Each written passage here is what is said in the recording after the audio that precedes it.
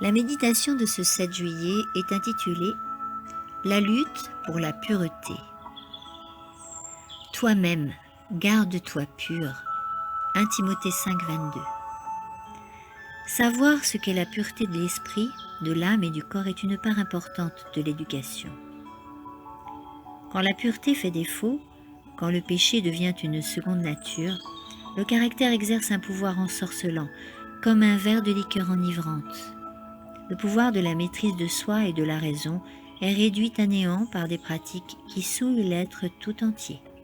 Si l'on persiste dans ces pratiques coupables, le cerveau est affaibli, rendu malade, déséquilibré. De telles personnes sont une malédiction pour elles-mêmes et pour ceux qui les entourent. On prend plus facilement les mauvaises habitudes que les bonnes et on les perd plus difficilement. Cela s'explique par la corruption naturelle du cœur. Il est plus facile de démoraliser les jeunes, de corrompre leurs idées de la morale et la religion, que de graver dans leur caractère les habitudes durables, pures et incorruptibles de la justice et de la vérité. La complaisance, l'amour du plaisir, l'inimitié, l'orgueil, l'envie, la jalousie grandiront spontanément, sans qu'on le leur enseigne. Dans notre état déchu actuel, il suffit de laisser des tendances naturelles diriger l'esprit et le caractère. Dans la nature, si on laisse un champ en friche, il sera vite couvert de ronces et de mauvaises herbes. Si l'on désire qu'il produise des fleurs ou des récoltes, il faut y travailler avec persévérance.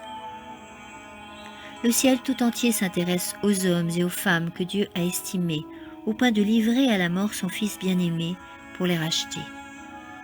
Parmi les créatures de Dieu, seul l'homme a reçu la possibilité de s'améliorer, de se perfectionner et de se montrer généreux. Aussi, lorsqu'il se laisse aller à ses passions avilissantes et qu'il sombre dans le vice, quel triste spectacle pour Dieu!